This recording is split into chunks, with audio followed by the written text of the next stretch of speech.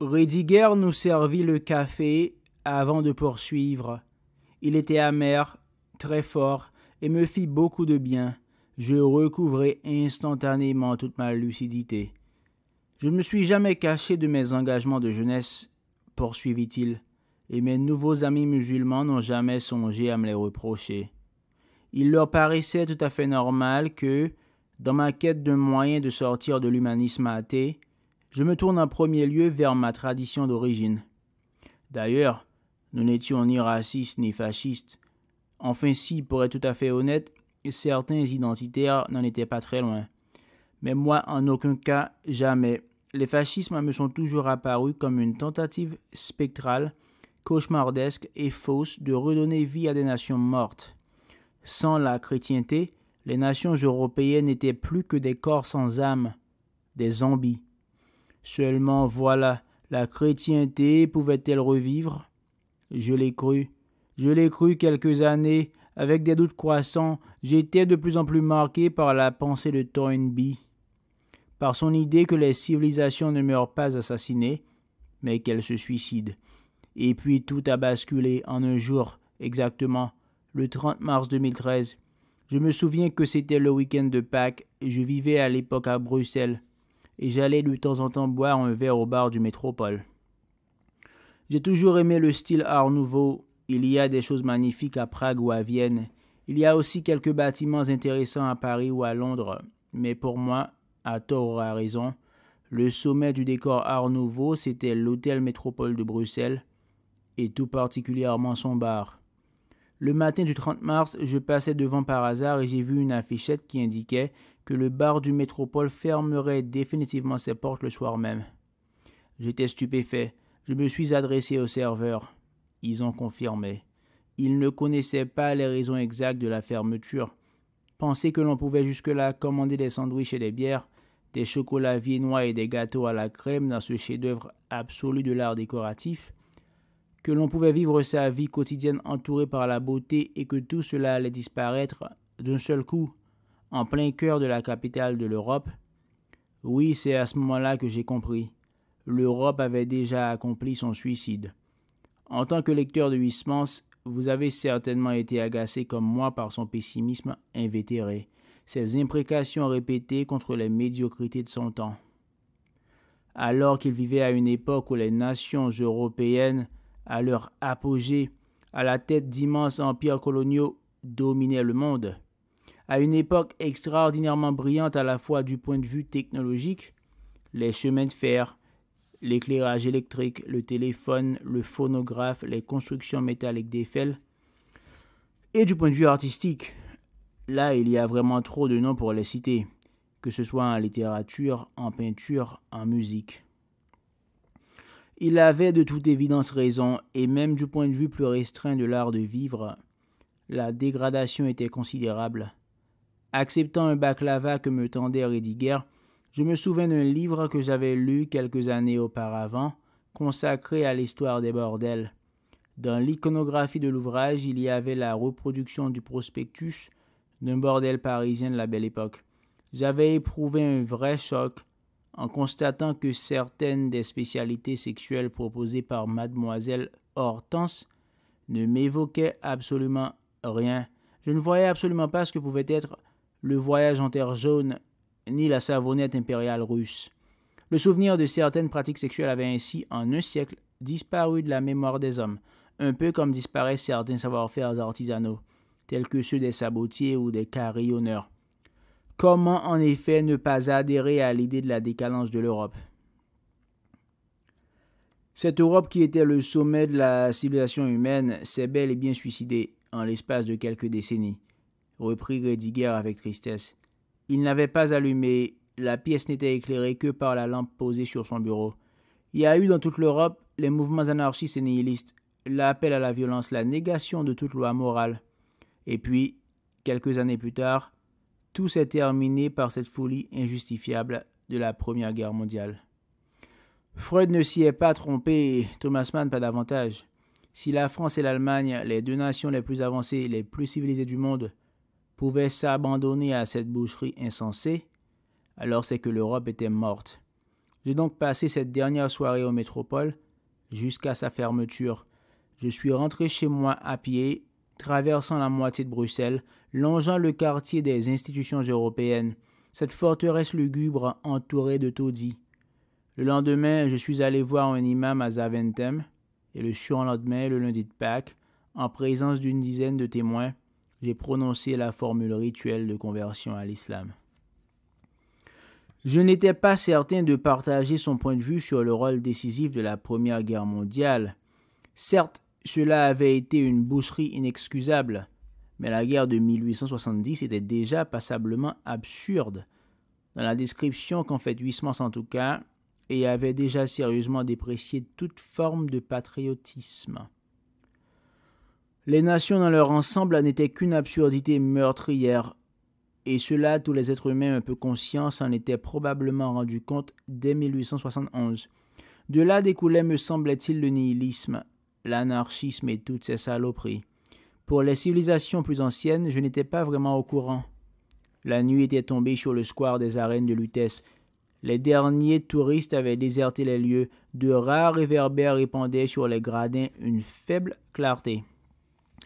Certainement les Romains avaient eu la sensation d'être une civilisation éternelle, immédiatement avant la chute de leur empire. S'étaient-ils, eux aussi, suicidés? Rome avait été une civilisation brutale, extrêmement compétente sur le plan militaire, une civilisation cruelle aussi, où les distractions proposées à la foule étaient des combats à mort entre hommes ou entre hommes et entre fauves. Y avait-il eu chez les Romains un désir de disparaître, une faille secrète? Rédiger avait certainement lu Gibbon, d'autres auteurs du même genre, dont je connaissais tout au plus le nom. Je ne me sentais pas tout à fait en mesure de soutenir la conversation. « Je parle vraiment beaucoup trop, » dit-il en esquissant un mouvement de gêne. Il me servit un verre de bouca, me tendit à nouveau le plateau de pâtisserie. Elles étaient excellentes. Le contraste avec l'amertume de l'alcool de figue était délicieux. « Il est tard, il faut peut-être que je vous laisse, » dis-je avec hésitation. Je n'avais pas tellement envie de partir, en fait. « Attendez !» Il se leva, se dirigea vers son bureau. Juste derrière, il y avait quelques rayonnages de dictionnaire et d'usuel. Il en revint avec un petit livre signé de son nom, publié dans une collection de poches illustrées, intitulé « 10 questions sur l'islam ».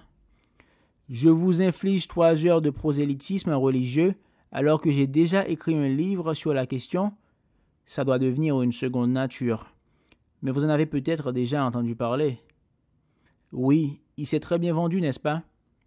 3 millions d'exemplaires, s'excusa-t-il. Il semblerait que j'ai développé un don tout à fait imprévu pour la vulgarisation. Évidemment, c'est terriblement schématique, s'excusa-t-il de nouveau, mais au moins vous pourrez le lire vite.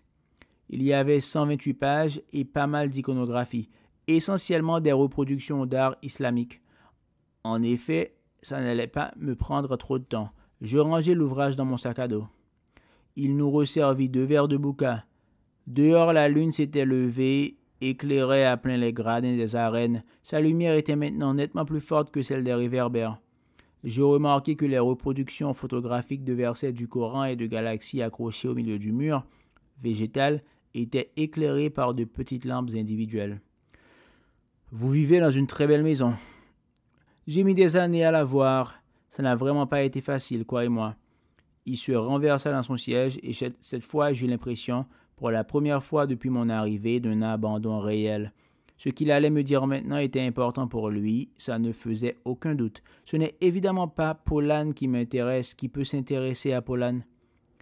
Mais c'est pour moi un bonheur de chaque instant de vivre dans la maison où Dominique Horry a écrit Histoire d'eau, en tout cas où vivait l'amant pour l'amour duquel elle a écrit ce livre. C'est un livre fascinant, vous ne trouvez pas? J'étais du même avis. Histoire d'eau, en principe, avait tout pour me déplaire. Les fantasmes exposés me dégoûtaient et l'ensemble était d'un kitsch ostentatoire. L'appartement de l'île Saint-Louis, l'hôtel particulier du Faubourg Saint-Germain, Sir Stephen, enfin tout ça était complètement à chier. Il n'empêche que le livre était traversé d'une passion, d'un souffle qui emportait tout. C'est la soumission, dit doucement Rédiguer. L'idée renversante et simple, jamais exprimée auparavant avec cette force, que le sommet du bonheur humain réside dans la soumission la plus absolue. C'est une idée que j'hésiterais à exposer devant mes coreligionnaires, qu'ils jugeraient peut-être blasphématoire, mais il y a pour moi un rapport entre l'absolue soumission de la femme à l'homme, tel que l'a décrit Histoire d'eau, et la soumission de l'homme à Dieu, tel que l'envisage l'islam. Voyez-vous, poursuivit-il, l'islam accepte le monde et il l'accepte dans son intégralité. Il accepte le monde tel quel, pour parler comme Nietzsche. Le point de vue du bouddhisme est que le monde est dukkha, inadéquation, souffrance. Le christianisme lui-même manifeste de sérieuses réserves. Satan n'est-il pas qualifié de prince de ce monde? Pour l'islam, au contraire, la création divine est parfaite. C'est un chef-d'œuvre absolu. Qu'est-ce que le Coran, au fond, sinon un immense poème mystique de louange au Créateur et de soumission à ses lois? Je ne conseille en général pas aux gens qui souhaitent approcher l'islam de commencer par la lecture du Coran, à moins bien entendu qu'ils ne souhaitent faire l'effort d'apprendre l'arabe et de se plonger dans le texte originel. Je leur conseille plutôt d'écouter la lecture de sourates et de les répéter, de ressentir leur respiration et leur souffle. L'islam est quand même la seule religion qui ait prohibé toute traduction dans l'usage liturgique. Parce que le Coran est entièrement composé de rimes, de rythmes, de rimes, de refrains, d'assonances. Il repose sur cette idée de base de la poésie, d'une union de la sonorité et du sens qui permet de dire le monde. Il eut un nouveau geste d'excuse. Je pense qu'il feignait un peu d'être gêné de son propre prosélytisme. En même temps, il devait être trop conscient que ce discours, il l'avait déjà servi à de nombreux enseignants qui souhaitaient convaincre. Je suppose que la remarque sur le refus de la traduction du Coran, par exemple, avait fait mouche avec Gignac. Ces spécialistes de la littérature médiévale voient souvent d'un mauvais œil la transposition de l'objet de leur dévotion en français contemporain. Mais après tout, bien rodés ou pas, ces arguments n'en conservaient pas moins toute leur force, et je ne pouvais pas m'empêcher de songer à son mode de vie. Une épouse de 40 ans pour la cuisine, une de 15 ans pour autre chose.